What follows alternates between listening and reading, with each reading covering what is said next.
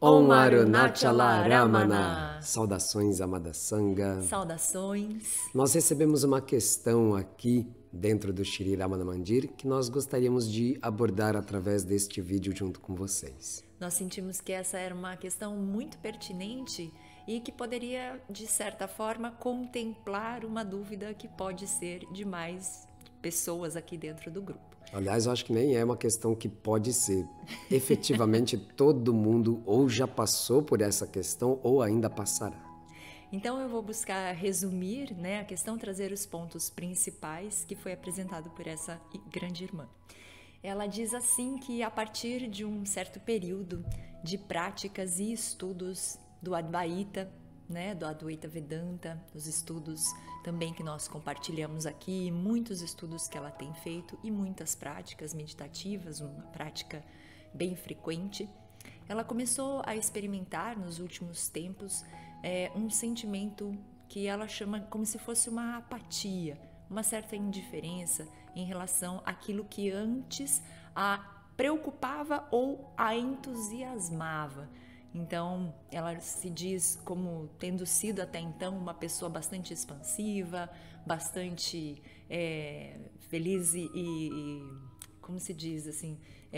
Acho que animada para as coisas, né? Com a vida, com uma grande alegria de vida. Ela dá o exemplo da pessoa, se chamassem ela para viajar, ela já ficava, nossa, que demais, vamos viajar. Que legal! E hoje ela tem um sentimento de, ok, sim, tudo bem, uma coisa mais...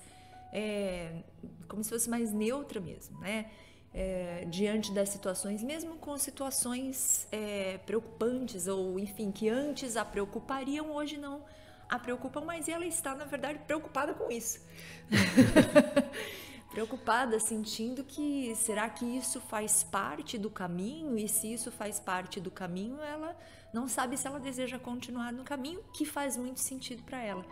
Que ela, quando estuda, quando contempla todo esse cabedal de conhecimento do Advaita, ela se sente muito, muito contemplada, dentro da sua espiritualidade, da sua investigação filosófica, tudo faz muito sentido, porém, ela está preocupada com isso, com essa apatia. É difícil a gente poder dizer o que exatamente a outra pessoa está vivenciando, A gente está falando de um campo bastante subjetivo, então bastante íntimo também. Não existe aqui a intenção de dar uma resposta definitiva sobre aquilo que ela está vivendo ou que alguém que se identifique com esta questão possa estar vivendo.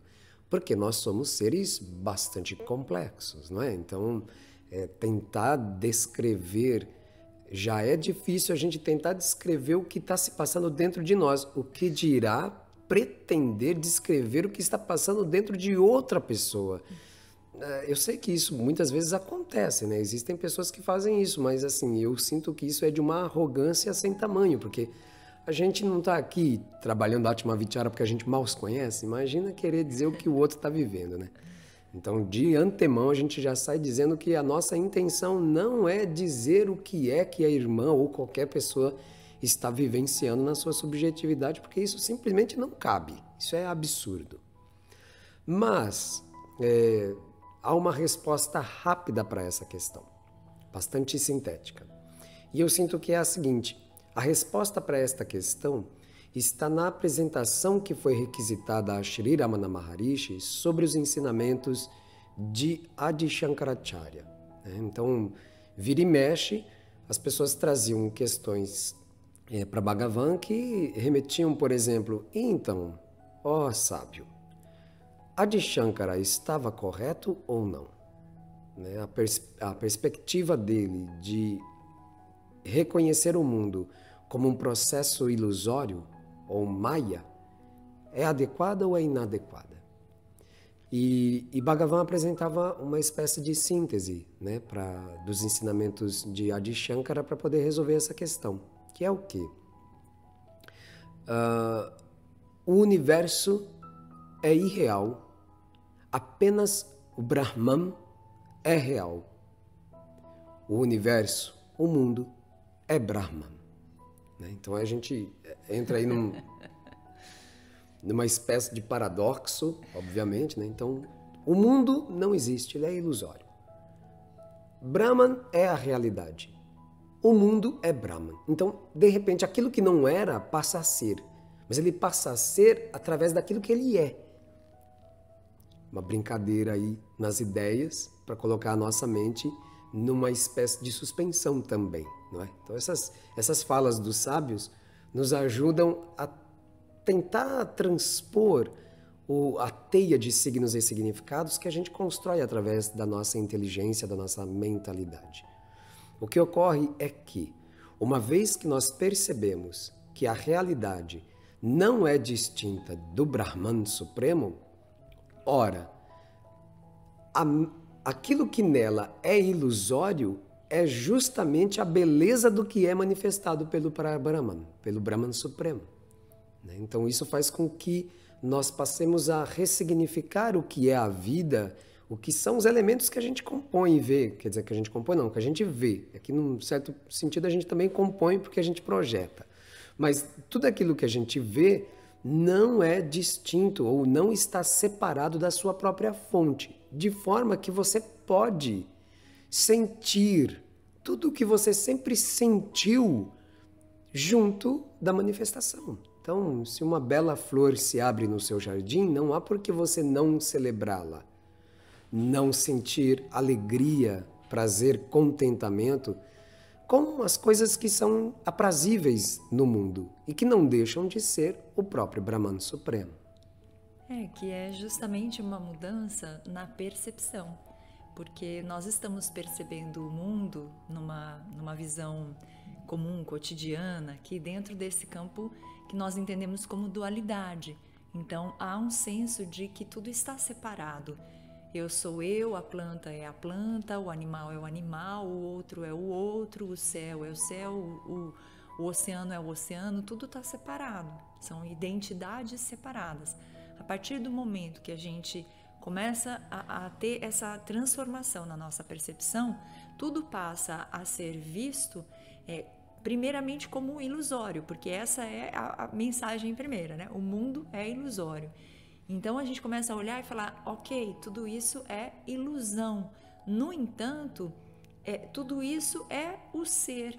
Então essa chave não pode ser perdida, porque é essa chave justamente que nos faz fazer essa virada da nossa percepção e sermos capazes de observar, de contemplar a tudo como sendo uma manifestação do grande ser, uma manifestação de Brahman.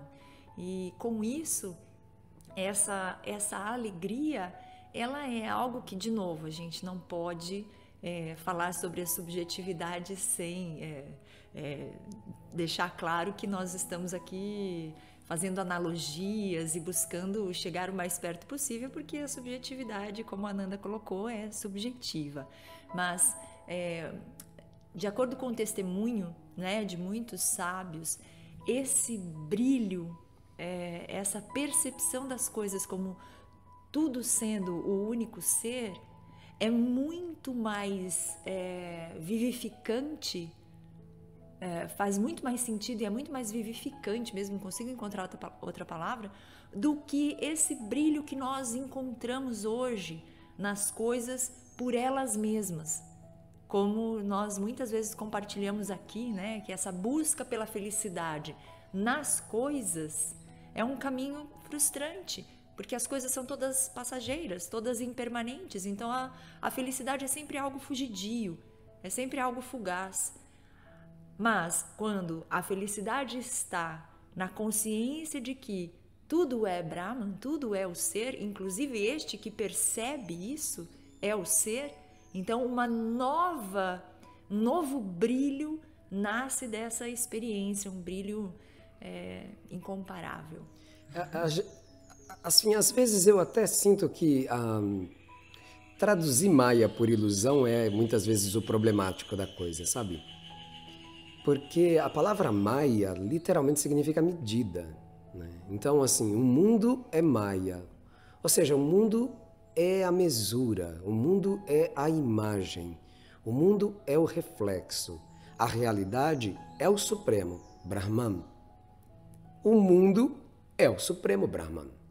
Ou seja, essa imagem refletida não é distinta daquilo que a emana.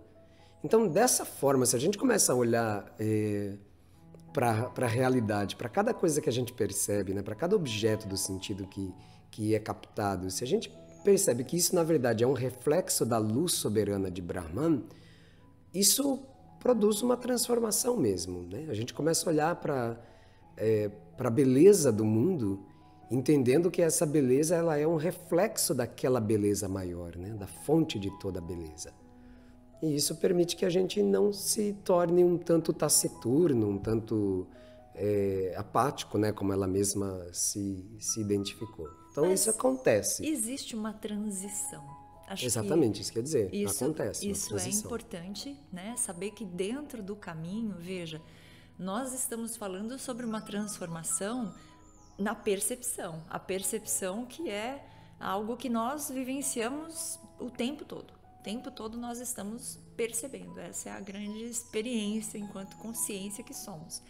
Então, uma mudança nesse nível da nossa percepção vai precisar passar por uma transição. E muitas vezes, não sei se a gente poderia dizer todas as vezes, enfim, vamos falar muitas vezes, essa transição é marcada por essa perda de um certo sentido. A pessoa pode experimentar, sim, que tudo se desconstrói diante dela, aquilo que ela considerava como sendo algo que trazia grande alegria ou algo que trazia grande pesar, de repente não traz mais esse sentimento, e isso pode ser um pouco até perturbador no início, mas aquilo que a gente está buscando apontar aqui é justamente o direcionamento, né, que vai auxiliar para que essa transição aconteça sem que a pessoa se perca, sem que a pessoa desista, né, do caminho, mas que ela possa ressignificar justamente a sua percepção, a forma como ela vê o mundo, todas as coisas e a si própria, né?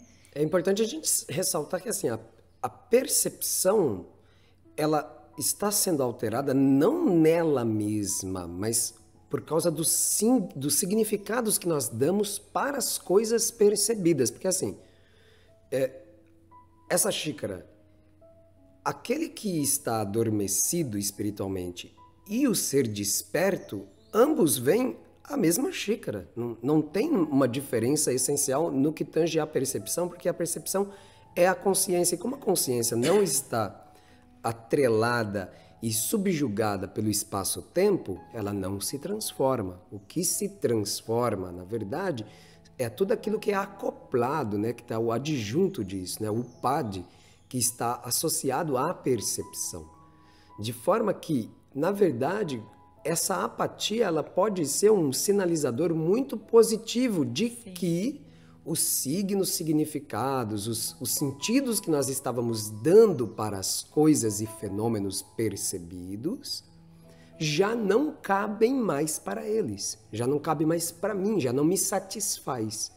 De forma que o que nós demandamos é a verdade por detrás dos fenômenos, que é também essa verdade, pode ser chamado de Brahman, de Atman, o espírito por detrás de cada fenômeno, de cada objeto, de cada entidade, né?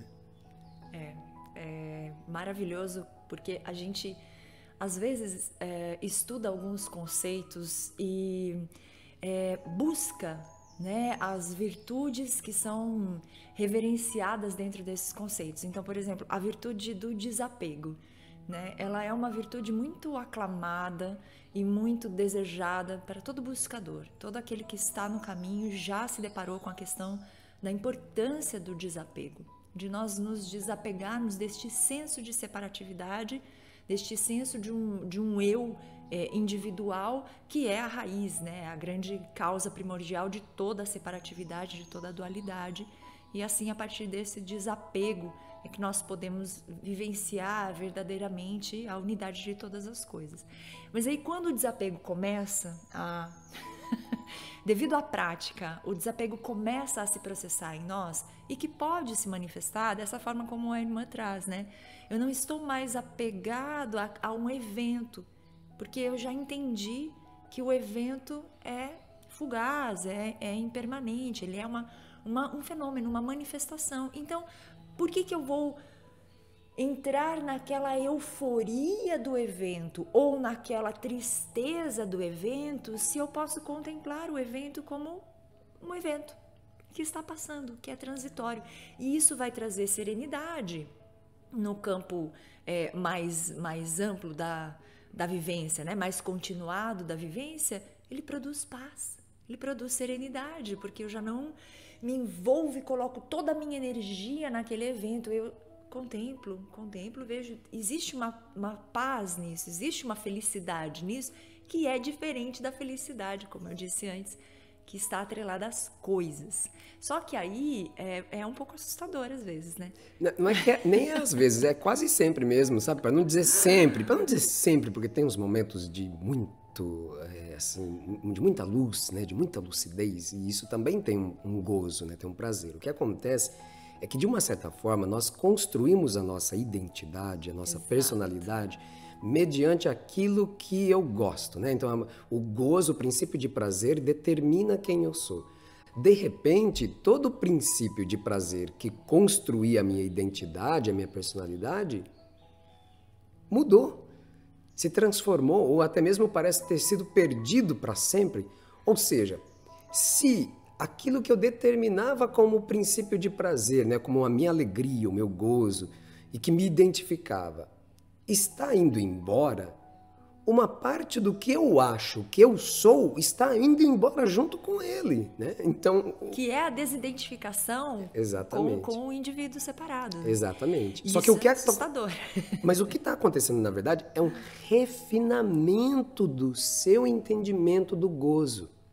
Você está aprendendo, através do Atmavichara, através do sadhana, você vai aprendendo a descobrir o que é a verdadeira beleza, o verdadeiro gozo, a verdadeira alegria, a verdadeira satisfação.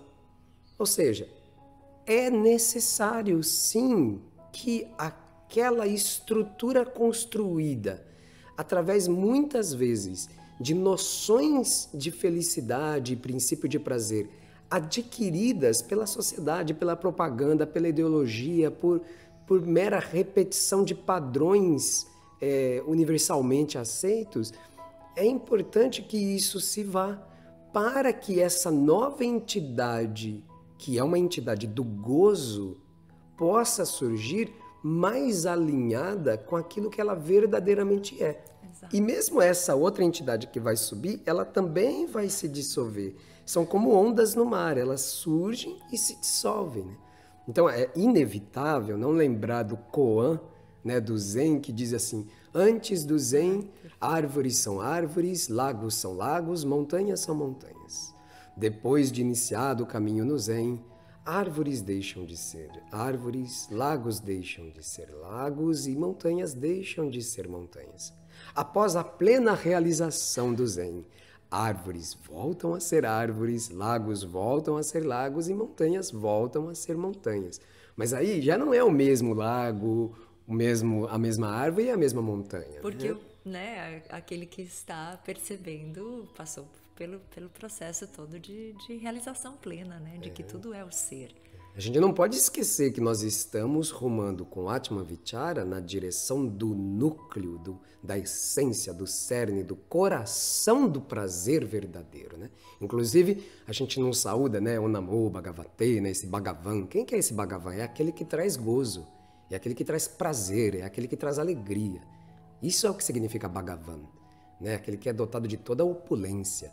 Então a gente está indo pelo caminho daquele que dá toda a alegria, a gente não precisa ter medo, entende? Mas vai acontecer, obviamente, um derretimento, uma dissolução daquela estrutura previamente estabelecida e que, na verdade, a gente só entra no caminho do Atmavichara porque a gente começa a perceber que tudo aquilo ali que antes nos parecia tão certo, né? Tão propositado à alegria, ao gozo, à felicidade, não era exatamente isso, entende? Aí a gente começa a sofrer normalmente, né? Geralmente, a pessoa começa a sofrer no meio de tudo isso que ela sempre achou que era a felicidade, e ela olha e diz, não, talvez exista alguma coisa além disso. Só que para descobrir algo além disso, isso que está por debaixo do além precisa ser perfurado. precisa ser transposto, né? É natural, então, que possa surgir estas situações e elas também vão ser pontuadas pela presença das gunas, né? Os atributos da natureza que estão ativamente funcionando, né? Quando chega sattvas, né, o princípio da harmonia, aí a gente nem pensa nisso, a gente fica tranquilo, porque a gente está desfrutando de fato dessa delícia do ser, né? Lembrando que Brahman é Tadvanan, ou seja, o ser supremo é a suprema delícia. Ai, maravilhoso tudo isso. Ficou tão bonito, podia terminar aqui, mas eu só senti de colocar mais uma coisinha. Por favor. Que dentro dessa jornada toda, dessa desconstrução natural que acontece, eu sinto que uma preocupação que surge é se as pessoas que hoje estão ao seu redor e que gostam de você como você é, se elas vão se afastar de você. Porque aquela pessoa que de repente manifestava esse grande entusiasmo e hoje já não manifesta mais aquele grande entusiasmo, não sei se entusiasmo é uma boa palavra, talvez euforia, né? Uma euforia exagerada, uma coisa assim, muito expansiva, e daqui a pouco isso está se transformando e você está se vendo como alguém mais sereno. Será que essas pessoas vão continuar fazendo parte da sua vida? Será que elas vão te aceitar, né, como você é agora? Então, esse também é um ponto que muitas vezes causa uma certa tensão interna, porque você não quer perder aquelas pessoas, né? E uma das coisas que eu compartilho, assim, que eu vivi dentro do meu próprio caminho, e que eu sinto que tem a ver com ensinamentos vários que Bhagavan trouxe, né? É que as pessoas que te amam pelo que você é são aquelas que vão ficar. São aquelas que realmente vão estar na sua vida, né? Independentemente de como você manifesta a sua subjetividade, mas que elas te amam pelo que você é em essência.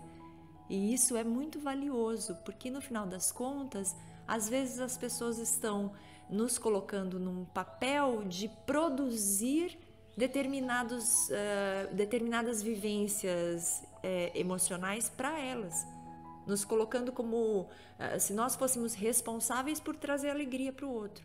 Elas se amam em nós, né? Exatamente. Então, a partir do momento que eu entendo que a alegria não está nas coisas, a felicidade não está nas coisas, mas está no ser que permeia tudo que existe, eu não sou mais, persona, não sou mais responsável pela felicidade de ninguém. É o ser que traz a felicidade. Então, isso tira um pouco esse fardo, essa carga, né, dos nossos ombros que muitas vezes a gente carrega, e esse medo de perder pessoas, de que as pessoas se afastem de nós. Aquelas pessoas que nos amam pelo que nós somos em essência são as pessoas que vão estar sempre ao nosso lado. E o Dharma vai trazer novos amigos do Dharma, né?